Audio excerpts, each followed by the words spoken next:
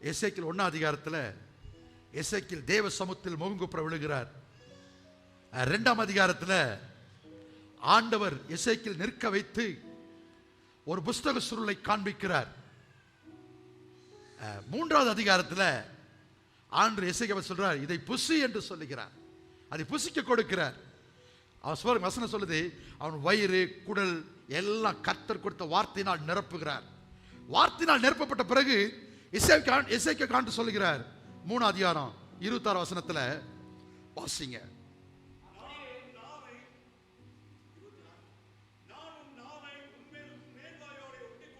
நான் உன் நாவை உன் மேல் வாயோட ஒட்டிக்கொள்ள பண்ணுவேன்,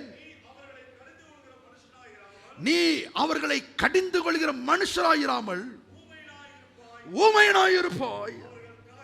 அவர்கள் கலக விட்டார். பாருங்க, எசேக்கியாவுக்கு பேசுறதுக்கு வார்த்தை இல்லையா? 3வது நாள் ஆண்டு நல்ல வார்த்தையை கொடுத்து ஃபுல்லா நிறைஞ்சிருக்கான். வார்த்தையில புஸ்தக சுருள் ஃபுல்லா உள்ள இருக்கு. ஆனா இப்ப ஆண்டு என்ன செய்றாரு? தன் நாவை மேல்வாயோட ஒட்டிடுறாரு. அவன் பேசக்கூடாது சொல்லி, நீ பேசக்கூடாது, நீ அவர்களை கடிந்து கொள்ள மனுஷனா இருக்காம ஊமையனாய் இருப்பாய். அவங்க கலக விட்டார் தான், கலகம் பண்றவங்க தான், பிரச்சனை பண்றவங்க தான், பிரச்சனைக்குரியவர்கள் தான். ஆனால் கர்த்தர் அவளை அனுமதிக்கிற வரைக்கும் நீ அமைதியாயிரு. ஹல்லேலூயா, ஹல்லேலூயா, ஹல்லேலூயா. நம்முடைய வாழ்க்கையில் நடக்கிறோம், நமக்கு பேச வார்த்தையே இருக்காது. யாராவது 2 வார்த்தை பேசியிருப்பாங்க, அதை பிடிச்சிட்டு பேசிட்டு இருப்போம். அன்னைக்கு நீ இப்படி பேசினில்ல, இன்னைக்கு நான் அப்படி பேசுறேன் பாரு. வெளியே உலகம் அப்படித்தான் இருக்கு. ஆனால் உங்களுக்கு சொல்லுகிறேன், கர்த்தர் தமது வார்த்தையால் உங்களை நிரப்பி இருக்கிறார். உங்கள் சரீரம் முழுவதும், உங்கள் ஆவி ஆத்ம சரீரம், இன்னைக்கு பாடல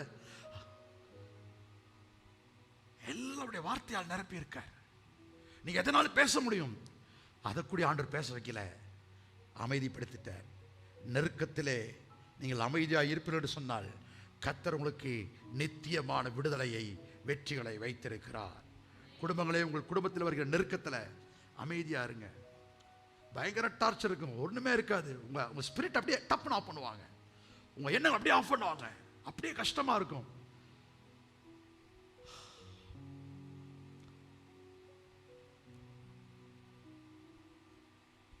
உங்களுக்கு கொடுக்குற ஆவி தூயும் பொழுது உங்களை நிரப்புகிற ஆவியான இடத்துல அவர் சமூகத்தில் வாங்க, அவர் உங்களை நிரப்புவார்.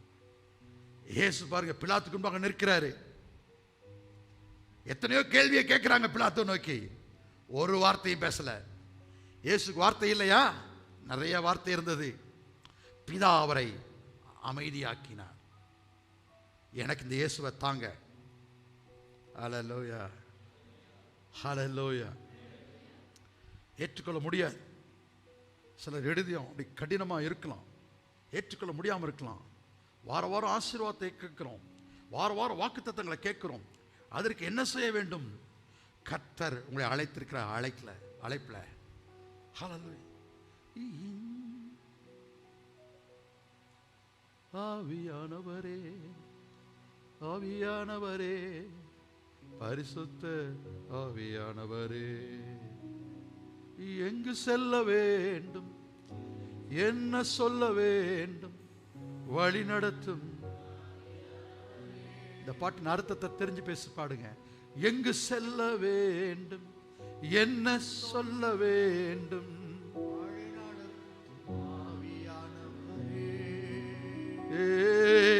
உம் விருப்பம்.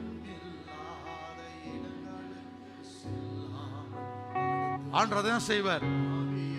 அவர் விருப்பம் இல்லாத இடத்துக்கு கொண்டு போகவே மாட்டார். நல்லா புரிஞ்சுக்கங்க. உம் விருப்பம் இல்லாத இடங்களுக்கு செல்லாமல் தடுத்து நிறுத்தும் ஆவியானவரே, ஆவியானவரே, பரிசுத்த ஆவியானவரே,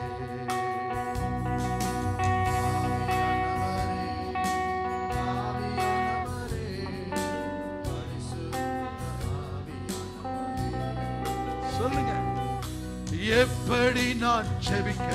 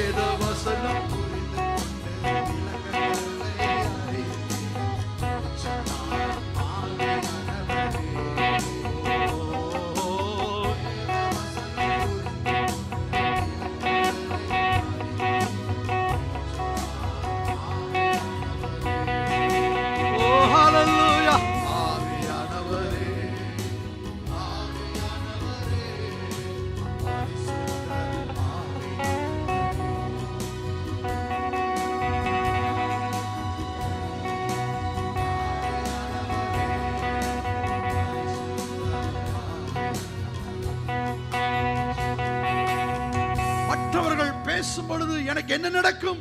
அமைதியா இருக்கும் பொழுதுனா துக்கம் அதிகரிக்கும். ஆனா அந்த துக்கம் நிரந்தரம் அல்ல. ஆமென். நான் பேசுவதால் வருகிற துக்கம் தான் நெடுநாளைய துக்கம். 6 லட்சம் பேரு எத்தனையோ பேசினாங்க, ஒன்னையும் ஆண்டவர் எழுதல, ஒன்னையும் நோட் பண்ணல.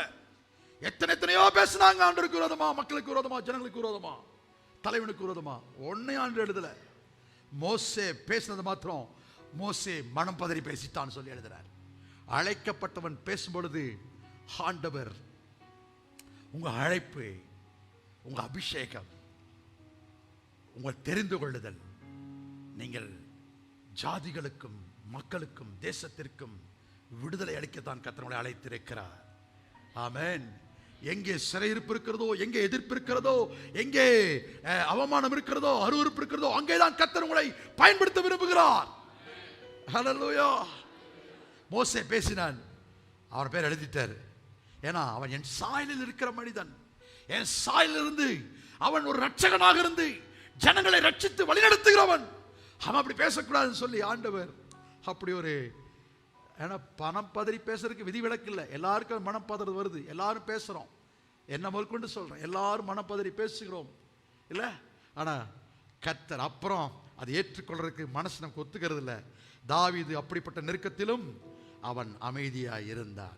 3 அதிகாரம் 13 வசனம் மல்கியால சொல்லும் பொழுது ஆண்டவர் சொல்றாரு பாரு இஸ்ரவேல் ஜனங்களை பார்த்து. 3 அதிகாரம் 13, இது நல்ல வசனம் தான். நீங்க ஏதோ ஒரு துக்கமா உட்கார்ந்துட்டு இருக்காதீங்க. கர்த்தர் முடிவில் பெரிய ஆசீர்வாதம் வச்சிருக்காரு. உங்களை கர்த்தர் சீர்திருத்துகிறார். ஆகவே நான் சொல்லுகிறேன், ஹல்லேலூயா. 3:13 மல்கியால, நீங்கள்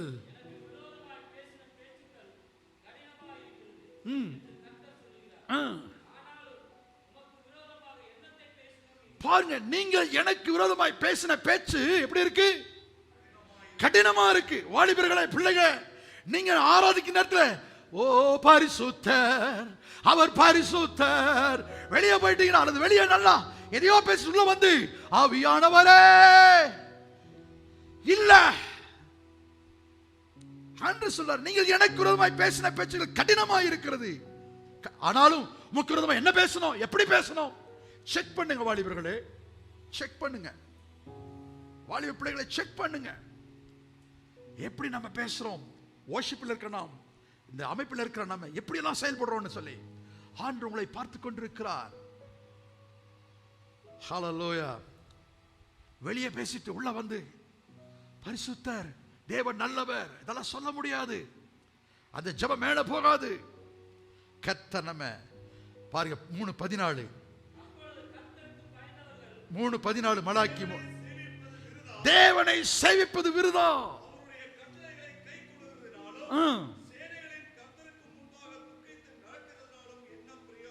பாருங்க, நம்ம தேவனை சேவிப்பதே விருதா போயிருது. அப்படி கட்டளைகளை கை கொள்றோம், கட்டளைகளை வாசிக்கிறோம், அதுல நடக்கிறோம், அநேகருக்கு புத்தி சொல்றோம், அநேகர் நடக்கணும் சொல்லி ஜெபம் பண்றோம், இதெல்லாமே விருதா போயிருது. காரணம் என்ன? தேவனுக்கு விரோதமாய் அல்லது தேவன் அமைதியா இருக்க வேண்டிய நேரத்தில் நம்ம பேசுவதனாலே நம்மை விட்டு ஏதோ ஒன்று விலகி போகிறது. நல்லா புரிஞ்சுக்க சபையாரே, குடும்பங்களை நல்லா புரிஞ்சுக்குங்க. உங்கள் குடும்பம், என் குடும்பம், என் வாழ்க்கை எப்படி இருக்கிறது? ஹல்லேலூயா.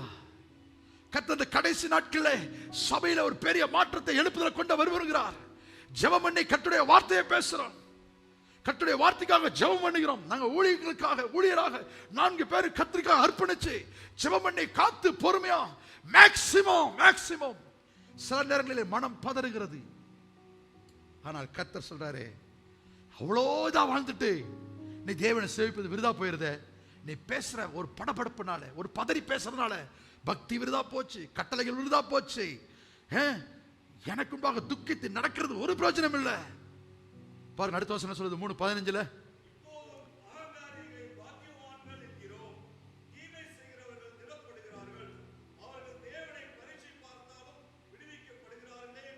இது நம்முடைய குமரலா இருக்கு. அவனுக்கெல்லாம் கடவுளே கிடையாது, தேவனையே ஆராதிக்கிறது. அவங்க உலக பிரகாரம் எப்படியோ ஜாலியா இருக்கிறாங்க, அவங்கெல்லாம் நல்லா இருக்காங்க, அவங்க செழிப்பா இருக்காங்க, அவங்கள பார்த்தாவே பொறாமையா இருக்கு, அப்படி இருக்காங்க, அப்படி ஐக்கியமா இருக்காங்க. ஆமா, இதான் நம்ம சொல்லிட்டே இருக்கிறோம். தேவன் இல்லாதவன் புறஜாதியா இருக்கிறவன் ஐக்கியமா இருக்கிறானே, சந்தோஷமா இருக்கிறானே, பாக்கியமா இருக்கிறானே, திடமா இருக்கிறானே. தேவனை எத்தனையோ சோதிக்கிறாங்க, விக்கிரகத்தான் நம்புறாங்க, அவங்க சாலியா விடுவிக்கப்பட்டிருக்கிறார்கள் என்று நமக்குள்ளே சொல்லிட்டு இருக்கிறோம். நம்முடைய ஆண்டவர் நமக்கு ஒரு பெரிய நித்திய விடுதலையை வைத்திருக்கிறார். உங்கள் அமைதி அப்படிப்பட்ட விடுதலைக்கு நேராக கொண்டு செல்லும். அவர்கள் பார்க்கிற விடுதலை தற்காலிகமானது, அவர்கள் பார்க்கிற தினம் தற்காலிகமானது. உங்களுக்கும் எனக்கும் நித்திய சதா காலமும் நம்முடைய தேவன் உங்களுக்காக மகிமையாய் இருக்கிறார். ஹல்லேலூயா. 16ஆம் வசனம், அப்பொழுது கர்த்தருக்கு பயந்தவர்கள்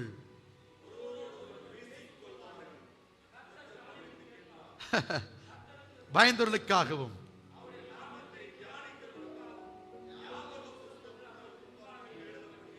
ஆமென் ஆமென் சொல்லுங்க.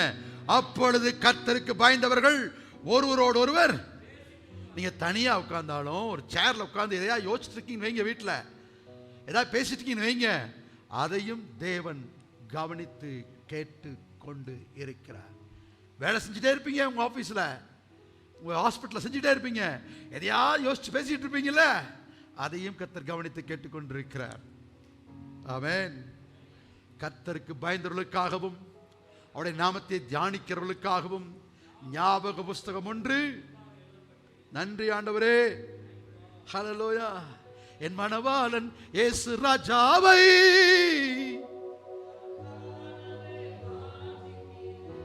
உண்மையாவா? உண்மையா சொல்றீங்களா? உண்மையாவா? அந்த 21 அதிகாரம் வெளிப்படுத்தல போய் வாசிச்சு பாருங்க. அங்க சொல்லிட்டு வராரு, அந்த 7வது சொல்றான், இங்க வாங்க, நான் மணவாட்டியை காண்பிக்க போறேன் வாங்கங்கிறார். அது ரொம்ப நல்லா இருக்கும். அதில் வாசிச்சிங்களா? நான் வாசிச்சேன். எல்லாம் புதிதாக்குறேன் சொல்லிட்டு மணவாளனுக்கு மணவாட்டிக்கு ஒப்பான ஒரு காரியத்தை சொல்றாரு. இங்க வாங்க, உங்க திருமண வீட்டை காமிக்கிறேன், உங்க வாழ்க்கையை படம் பிடிச்சு காமிக்கிறேங்கிறாரு.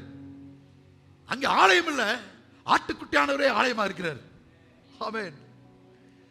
மணவாட்டிக்காக காத்துட்டு இருக்காரு. அங்க உலக காரியங்கள் உள்ள வரும், ஆனால் கர்த்தரை சேவிக்கிறவங்க, கர்த்தரை சேவிக்கிறவர்கள், கர்த்தரை ரட்சிக்கப்பட்டவங்க தான் அங்க கர்த்தருக்காக வாழுவாங்க. ஆமென். சோ அது இன்னொரு சப்ஜெக்ட், நேரம் இல்லை. அப்ப நம்ம மணவாளன் இயேசு ராஜாவை காண வாஞ்சிக்கிறேன்னு உள்ள குமரி குமரி குமரி பாடும் பொழுது உங்கள் வருகிற எல்லா நெருக்கத்திலும் நீங்கள் இயேசுவை காண்பிக்க வேண்டும். ஆமென் சொல்லுங்க. ஹல்லேலூயா.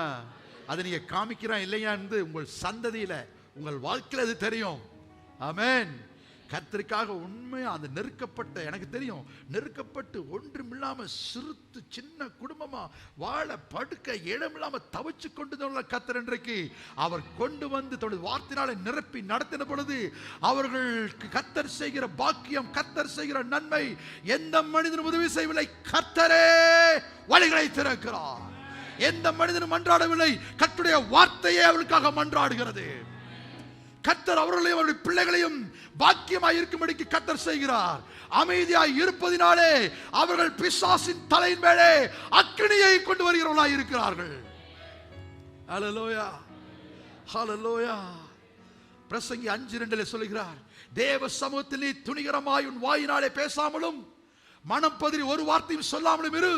தேவன் வானத்தில் இருக்கிறார், நீ பூமியில் இருக்கிறாய், அதனால் உன் வார்த்தைகள். மோசே மிகுந்த சாந்த குணம் உள்ளவன், வசனம் சொல்லுது. அவன் சொல்ற அனித்தியமான பாவ சந்தோஷங்களை அனுபவிப்பார்களும் தேவனுக்காக எப்படி வாழணுங்கிறான், நான் அந்த பாடுகளை சகிக்கிறேங்கிறான். அப்படி ஒரு தாழ்மையான சாந்த குணம் உள்ளவனுக்கு இல்லை, அவன் ஆவி விசனம் அடைகிறது, விசனம் அடைகிற மாதிரி சம்பவங்கள் நடக்கிறது. அதுலயும் அவனால பொறுக்க முடியாம மனம் பதறுகிறான்.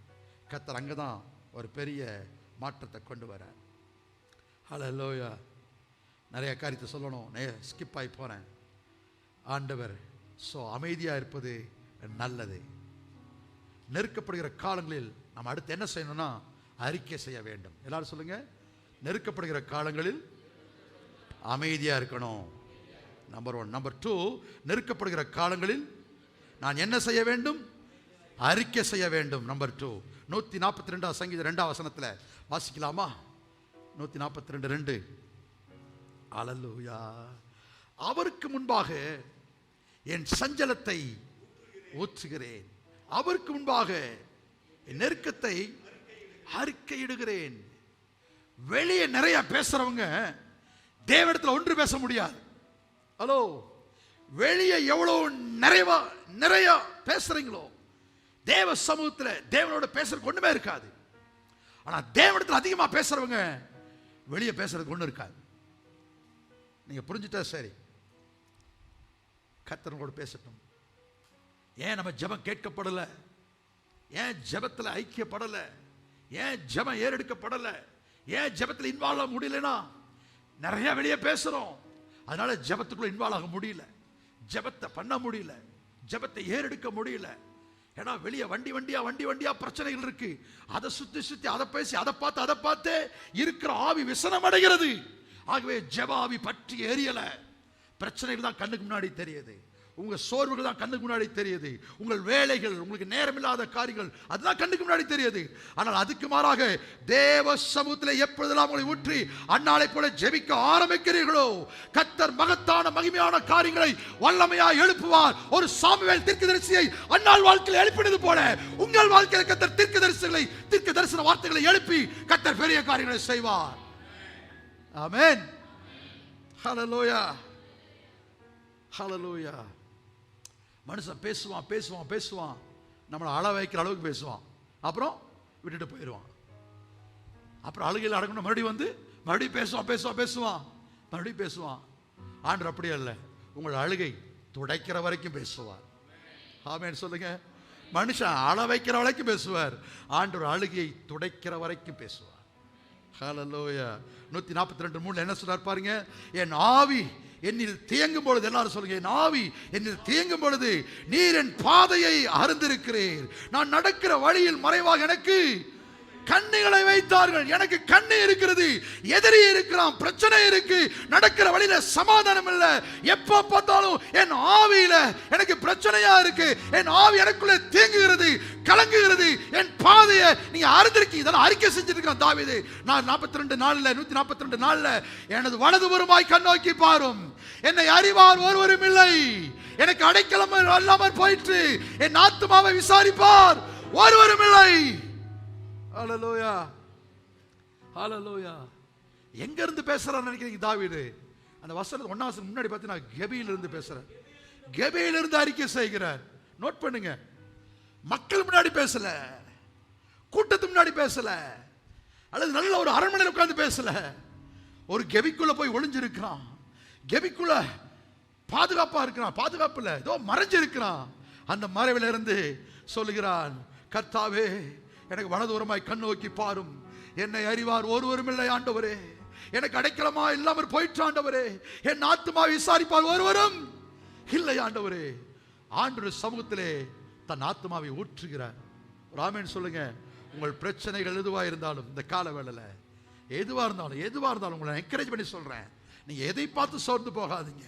உங்களுக்கு எதிராய் நடக்கிற, அல்லது உங்களுக்கு விரோதமாய் வருகிற, அல்லது உங்களுக்கு விரோதமாய் பேசுகிற, அல்லது உங்கள் பின்னாக வருகிற சத்துருவை பின்தொடர்கிறதை பார்த்து சோர்ந்து போகாமல், ஆண்டவரே எனக்கு நீங்க தான் அடைக்கலாம் ஆண்டவரே, அவருடைய சமூகத்தில் அறிக்கையிடுங்க, அவருடைய உங்க வாயினாலே அறிக்கையிட்டு ஊற்றுங்க. ஹல்லேலூயா. கூப்பிடுகிற காக்கை குஞ்சுகளுக்கு பதிலளிக்கிறவர். எத்தனை பேர் விசுவாசிக்கிறீங்க? காக்கா வித்தியாசமா பாடும், வித்தியாசமாக பேசும், ஒரே குரல் திறந்து வரும், அந்த குரல் உங்களுக்கு தெரியும். அந்த குரலுக்கே மனமிறங்கி அற்புதம் செய்து அவைகளுக்கு ஆகாரம் கொடுக்கிறவர். அவருடைய சமூகத்திலே உங்கள் இருதயத்தை ஊற்றி, உங்கள் பிரச்சனையை ஊற்றி, அவரிடத்திலே நெருக்கமாக வாழும் பொழுது கர்த்தர் பகைவருக்கு முன்பாக பந்தியை ஆயத்தம் பண்ணி உங்கள் தலையை எண்ணெயால் அபிஷேகம் செய்து உங்களை வாழ வைத்து தலை நிமிர பண்ணுவார். ஹல்லேலூயா. நெருக்கம் வருகிற காலங்களில், நெருக்கப்படுகிற காலங்களில் அமைதியா இருங்க, அறிக்கை செய்யுங்க. ஹல்லேலூயா, ஹல்லேலூயா. கடைசியாக அபயம் எடுங்க. ஆமென் சொல்லுங்க. அமைதியா இருக்கணும், சொல்லுங்களேன், அமைதியா இருக்கணும், அறிக்கை செய்யணும், அபயம் இடணும். எனக்கு தெரியும் என் ஆவி எப்படி போயிட்டு இருக்குன்னு எனக்கு தெரியும். I know the spirit of God, I know what is going on the spirit. இது ஒரு ஆவியில் உணராம ஒரு ஆவியின் தேவ மனுஷன் பேச முடியாது. அதனால நான் சொல்றேன், மாம்சத்தில் நான் பேசல. நான் பல முறை அதை படிச்சு என்னை நானே படிச்சு ஆண்டவரே, எங்கெல்லாம் மனம் பதறேன், நான் மனம் பதறக்கூடாது ஆண்டவரே. இன்னும் எனக்கு சில நேரம் பெருமூச்சுகள், ஒரு சில நேரம் ஆண்டவரே என்ன இது, ஏன் இப்படியே சுற்றி இதே சூழல் ஓடிக்கிட்டே இருக்க, எந்த பக்கம் திரும்பினாலும் எதை பார்த்தாலும் இப்படியே ஓடிட்டு இருக்காண்டவரே, எப்பதான் இதற்கு ஒரு முடிவு வரும்? ஒரு பெருமூச்சு வரும் பொழுது ஆண்டவரே அமைதிப்படுத்துவார். அமைதியா இருப்பேன். ஏன்னா வேற வழி இல்லை. நான் ரொம்ப கோபப்படுறேன், கோபம் வரும் எனக்கு. நான் டக்குன்னு பேசுவேன். இப்போ அப்படி பேசுறேன்னா ஆமாவா, நீ என்ன சொன்ன எனக்கு தெரியாது, ஆனா ஆண்டவர் கற்றுக் கொடுக்கிறார். ஏன்னா என் ஆவி விசனமாகும் பொழுது, தொய்வும் பொழுது சரீரம் பலவீனம் அடைகிறது. நான் பார்க்குறேன், ஒவ்வொரு நாளும் என்னுடைய இம்ப்ரூவ்மெண்ட்டை பார்க்குறேன். இப்போ இந்த கால வேளையில் ஆண்டவர் என்னை கண்ணோக்கி பாரும். எத்தனை பேர் சொல்றீங்க? என்னை அறிவார் ஒருவரும் இல்லை, எனக்கு அடைக்கலமார் இல்லாமல் போயிற்று, என் ஆத்மா விசாரிப்பார் ஒருவரும் இல்லை. அப்படி ஜெபம் பண்ணும் பொழுது கர்த்தர் அதை 3வது கடைசி முடிக்கிறேன். சங்கீதம் 18:6 சொல்றார், எனக்கு உண்டான நெருக்கத்திலே கர்த்தரை நோக்கி கூப்பிட்டேன், என் தேவனை நோக்கி அபயமிட்டேன், தமது ஆலயத்திலிருந்து என் சத்தத்தை கேட்டார், என் கூப்பிடுதல் அவர் சந்நிதியில். பைபிள் திறந்திருக்கீங்களா? வாசிக்கிறீங்களா? 3வது அபயம் விடுகிறார் பாருங்க. எனக்கு உண்டான நெருக்கத்திலே அமைதியா இருந்தேன், எனக்கு உண்டான நெருக்கத்திலே தேவனிடத்தில் அறிக்கை செஞ்சேன், எனக்கு உண்டான நெருக்கத்திலே கர்த்தரை நோக்கி கூப்பிட்டேன், என் தேவனை நோக்கி அபயமிட்டேன். அபயமிட்டுனா கத்தி கதறி அழுவது. இது ஒண்ணுதாங்க நமக்கு. ஹல்லேலூயா, ஆமென், ஹல்லேலூயா, ஹல்லேலூயா. என் சத்தத்தை கேட்டார். எத்தனை பேர் சொல்றீங்க? என் கூப்பிடுதல் சன்னதியில் வந்து எட்டிட்டு இந்த காலையில் சொல்லுங்க, ஆபத்து நாளில் எதிரிட்டு வந்தார்கள் இல்ல, கர்த்தரோ எனக்கு எப்படி இருந்தார்? ஆதரவாய் இருந்தார். ஆமென் சொல்லுங்க, ஹல்லேலூயா சொல்லுங்களேன். பாருங்க, அந்த வசனம் சொல்லுகிறது, மீண்டும் சொல்லுகிறது, நெருக்கத்திலே கர்த்தரை நோக்கி, எனக்கு உண்டான நெருக்கத்திலே கர்த்தரை நோக்கி. தாவீது தனக்கு உண்டான நெருக்கத்திலே 600 பேர் கல்லை தூக்கி நின்னாங்க, ஆனால் கர்த்தரை நோக்கி ஏபோத்தை போட்டுக்கொண்டு கர்த்தரை நோக்கி கூப்பிட்ட பொழுது கர்த்தர் ஒரு பெரிய விடுதலையை, ஒரு அமைதியை கர்த்தர் கொடுத்து வெற்றியை, ஜெயத்தை கொடுத்தார். எத்தனை பேர் உனக்கு விரோதமாக எழும்பி கல்களை தூக்கி உன்னை அடிப்பதற்கு எழும்பினாலும் கர்த்தரை நோக்கி நீங்கள் முறையிட்டு பாருங்கள். ஓ ஹல்லேலூயா, thank you Lord. அடுத்த வசனம் சொல்லுகிறது, 600 பேர் கல்லை தூக்கிட்டாங்கல்ல, தாவீதுக்கு எதிராக எழும்பினாங்க. அமைதியா இருந்த தாவீது, அறிக்கை செய்த தாவீது இப்பொழுது அபயம் எடுக்கிறான். இந்த யாக்கோபுக்கு தான் நடந்தது. 20 வருஷத்துக்கு முன்ன போற வழியில, போன வாரம் பிரசங்கம் பண்ண, கல்லை தூக்கி தூங்குறாரு. அங்க ஆண்டு தரிசனம் வராரு. அங்கேயே ஒரு அபயமிட்டு கதறி கேட்டு ஆண்டோடத்துல கேட்டுதான் வைங்க, 20 வருஷம் வாழ்க்கை முன்னமே மாறி இருக்கும். அப்படியே போயிட்டாரு. எல்லா பாடுகளையும், எல்லா பிரச்சனையும், எல்லா சூழ்நிலையும் பார்த்துட்டு திரும்பி வரும்பொழுது தான் மீண்டும் அந்த ஆற்றங்கரையில் உட்கார்ந்து தேவனோட போராடுகிறார். தன்னுடைய எல்லா பலனும் இழந்த பிற்பாடு தான் தேவன் அங்கே ஒரு பெரிய வழியை திறக்கிறார். ஆமென். இந்த காலவெளியிலே எனக்கு உண்டான நெருக்கத்திலே கர்த்தரை நோக்கி கூப்பிட்டேன். எத்தனை பேர் சொல்றீங்க? என் தேவனை நோக்கி அபயமிட்டு. இந்த காலையில் இந்த வசனத்தை எடுத்துக்கங்க. உங்களுக்கு உண்டான நெருக்கத்திலே எல்லாம் சொல்லுங்க பிரதர், எல்லாம் சொல்லுங்க சிஸ்டர், எனக்கு உண்டான நெருக்கத்திலே கர்த்தரை நோக்கி கூப்பிட்டேன். கர்த்தரை நோக்கி நீங்கள் கூப்பிடும் பொழுது உங்கள் சூழ்நிலை கர்த்தர் மாற்றுவார். பகை உணர்வு இருக்காது. உங்களுக்குன்னு பிடிக்காதவங்க யாருமே இங்க இருக்க மாட்டாங்க. அல்லேலூயா சொல்லுங்க, கையை உயர்த்தி சொல்லுங்க. உங்களுக்கும் பிடிக்காத ஆள் இங்க இருக்காது. அப்படி ஏதாவது ஒரு டிக்ளரேஷன் உங்களுக்குள்ள எனக்கு பிடிக்கலனா உங்க ஆண்டு சொல்வாரு, உன்னை எனக்கு பிடிக்கல பாரு ஆண்டவர். அதான் ஒட்டுமொத்தமா அதுதான். இதுதான் ஆண்டவர். இதெல்லாம் ரெக்கார்ட்ல இருக்கு, நீங்க திருப்பி போட்டு கேட்கிற ஒரு நாள் வரும். அதனால சொல்லுகிறேன், தமது ஆலயத்திலிருந்து என் சத்தத்தை கேட்டார். ஆமென், ஆமென், ஆமென். இதுதான் ஆண்டவருங்க. இதான் உங்கள் தேவன் ஆண்டவர். இதான் உங்கள் தேவன், உங்கள் சத்தத்தை கேட்கிறவர். என் கூப்பிடுதல் அவர் சந்நிதியில் போய் அவர் செவிகளில் ஏறிற்று. 7வது வசனம் பாருங்க, அவர் கோபம் கண்டபடியால் பூமி அசைந்தது, அதிர்ந்தது, பர்வதங்களின் அஸ்திபாரங்கள் குலுங்கி. பாருங்க, நீங்கள் கூப்பிடும் பொழுது ஆண்டவர் என்ன செய்றாரு? மலைகள் அசைகிறது, பர்வதங்கள் அசைகிறது. ஹல்லேலூயா. நீங்கள் அவரை நோக்கி கூப்பிடும் பொழுது ஆண்டவர் உங்களுக்கு விரோதமாக எழுப்புகிற சத்துரை பார்த்து ஆண்டவர் கோபப்படும் பொழுது மலைகள் அதிர்கிறது, பர்வதங்கள் அஸ்திபாரங்கள் குலுக்கி அசைகிறது. உங்களுக்காக மலைகளையும் அசைக்க முடியும், உங்களுக்காக பர்வதங்களை அசைக்க முடியும். உங்களுக்காக வழக்காடுகிறவர் உங்களுக்காக எழுப்பி நிற்பார். Thank you Holy Spirit. 16 வசனத்தில் என்ன சொல்றாரு பாருங்க. உயரத்திலிருந்து அவர் கை நீட்டி என்னை பிடித்து. எத்தனை பேர் விசுவாசிக்கிறீங்க? இதுதான் உங்கள் தேவன். நல்ல கை உயர்த்தி ஆமென் சொல்லுங்க. உங்கள் நெருக்கத்திலே நல்ல கையை உயர்த்துங்க. வெட்கப்படாத ஊழியக்காரனாக இருங்க. நல்ல ஆண்டவரே, நெருக்கத்திலே கர்த்தரை நோக்கி நான் கூப்பிட்டு அமைதியாக இருப்பேன், அறிக்கை செய்வேன், அபயமிடுவேன். கர்த்தர் என்ன செய்வார்? உயரத்திலிருந்து அவர் கை நீட்டி என்னை பிடித்து ஜலப்பிரவாகத்திலிருந்து தூக்கி விட்டார் அவர். எத்தனை பேர் விசுவாசிக்கிறீங்க? பிசாசு அமிழ்க்க நினைத்தான், பிசாசு அழிக்க நினைத்தான், வெள்ளத்திலே அமிழ்க்க நினைத்தான், வியாதியிலே, பிரச்சனையிலே, கடன்களிலே, துக்கங்களிலே, போராட்டத்திலே, பகையிலே அவன் அமிழ்த்த நினைக்கிறான். ஆனால் அவன் தோற்று போவான். உங்கள் ஜெபத்திற்கு பதில் கிடைக்கும். ஹல்லேலூயா. நல்ல கைதட்டின் வாலிபர்களே, உங்கள் ஜெபத்திற்கு பதில் கொடுப்பார் அவர். தேவனை விட்டு பின்வாங்குகிற இருதயத்தை பிசாசு எங்கே கொண்டு வந்தாலும் உங்களுக்காக வழக்காடுவார். பூமியை அசைய பண்ணுவார், பூமியை குலுங்க பண்ணுவார், மலைகளை குலுங்க பண்ணுவார், வைராக்கியமாய் எழுப்புவார். தேவனுடைய கோபம் ஒரு நிமிஷத்திலே பற்றி எரியும், பற்றி எரியும், பற்றி எரியும். பதறுகளை அக்கினிலே போடுவார், கோதுமைகளையோ ராஜா வருகிறார், ராஜா வருகிறார், ஆயத்தமாகும், ராஜா வருகிறார், ராஜா வருகிறார், ராஜா வருகிறார், ராஜா வருகிறார், ராஜா வருகிறார். ஆண்டவரே, ராஜா வருகிறார். 17ஆம் வசனத்தில் சொல்லுகிறார், என்னிலும் பலவான்களாய் இருந்த என் பலத்த சத்துருவுக்கும். ஹல்லேலூயா. எத்தனை பேர் நம்புறீங்க? நீங்க வாழக்கூடாது, நீங்க எழும்பக்கூடாது, உன் பிள்ளைகள் வளரக்கூடாது, ஆரோக்கியமா வாழ்ந்துடக்கூடாது, பிள்ளைகள் படிச்சிடக்கூடாது, நல்ல துணி போட்டக்கூடாது, நல்ல வேலைக்கு பிள்ளைகள் வந்துடக்கூடாது, நல்ல காரியம் நடந்துடக்கூடாது. பிசாசு இதை விதைச்சு அப்படியே அவன் பார்க்கிற பார்வையிலே சுருண்டுருவாங்க.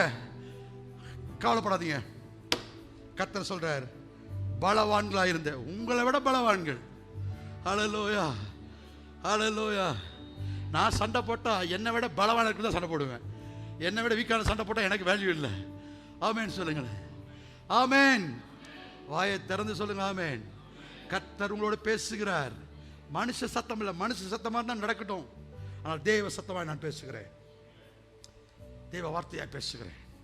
பலத்த உங்களும் பலமாக இருந்த எந்த பகைஞர் சத்ருவும் என்னிலும் பலவான்கள் ஆயிருந்தவர்கள் என்ன பகைத்தார்கள். கர்த்தரோ எனக்கு ஆதரவாக இருந்து ஹல்லேலூயா என்னை பகைக்கிறவர்களும் என்னை விடுவித்தார். எத்தனை பேர் விசுவாசிக்கிறீங்க? இந்த 8ஆம் வசனத்தை கையெழுத்தி சொல்லுங்க. அபிஷேகம் பண்ணப்பட்டவன், அழைக்கப்பட்டவன், தெரிந்து கொள்ளப்பட்டவன். உங்களுக்கு விரோதமாய் எத்தனை பெரிய பலவான்கள் எழும்பி உங்களுக்கு பலத்த சத்ருவாய் மாறி உங்களை பகைத்தாலும் உங்களை பகைக்கிறதுக்கு முன்பாக கர்த்தர் உங்களை விடுவித்திருக்கிறார். சிறைப்பட்டு வைக்கவில்லை, விடுவித்திருக்கிறார், விடுதலையாக்கி இருக்கிறார். அந்த விடுதலையை கொண்டாடுங்க. ஹல்லேலூயா. 18 வாசிங்க. 18 8 எல்லாம் சொல்லுங்க. ஆபத்து நாளில் எதிரிட்டு வந்தார்கள், தரவாயிருந்தார்.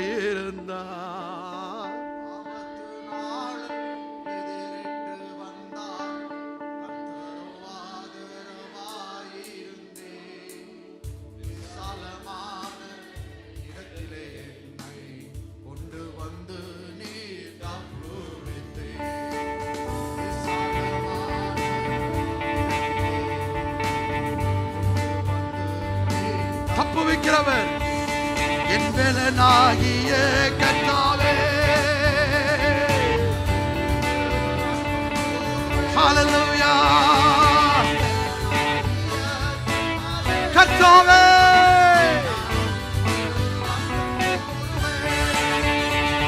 என் வேலனாகிய கர்த்தாவே.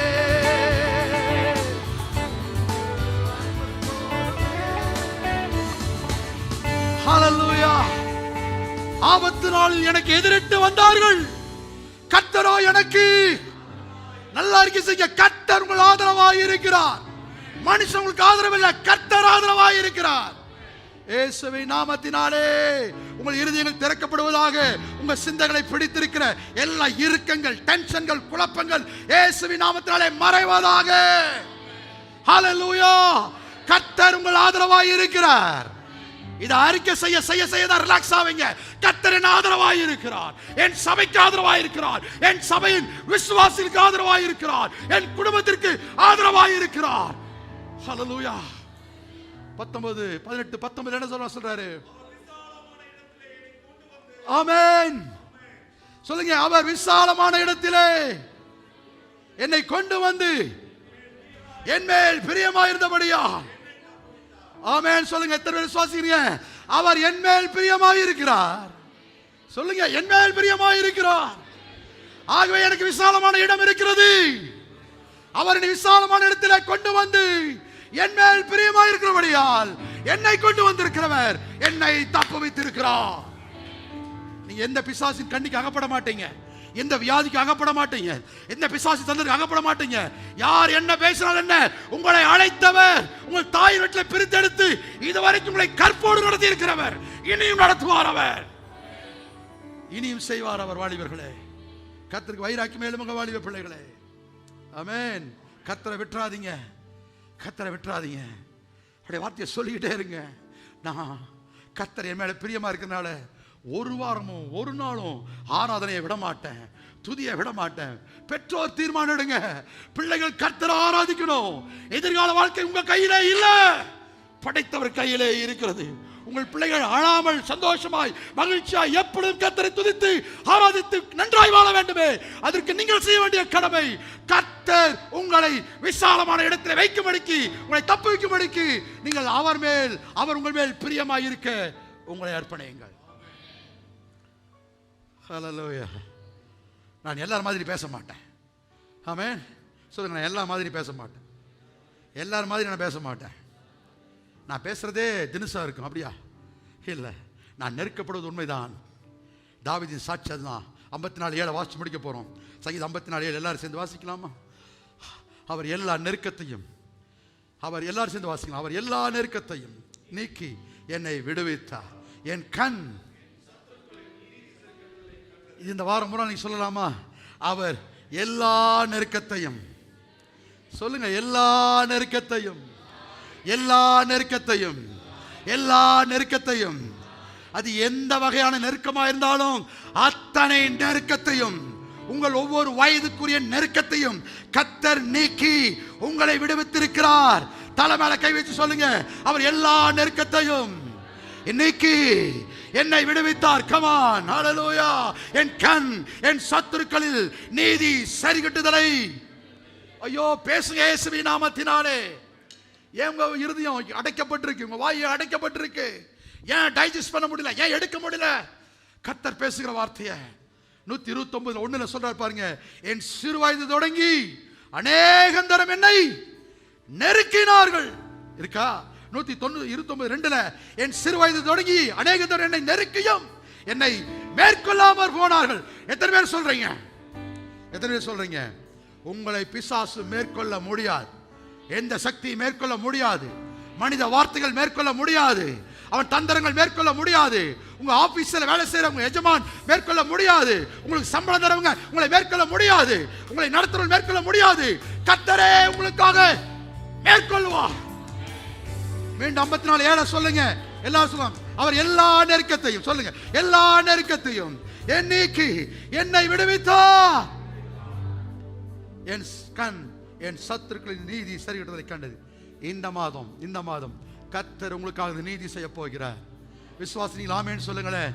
நீதி செய்ய போகிறார், உங்களை விடுவிக்க போகிறார், உங்களுக்காக செயல்பட போகிறார், உங்களுக்காக பேச போகிறார். எப்படி நான் ஜெபிக்கிறேன்,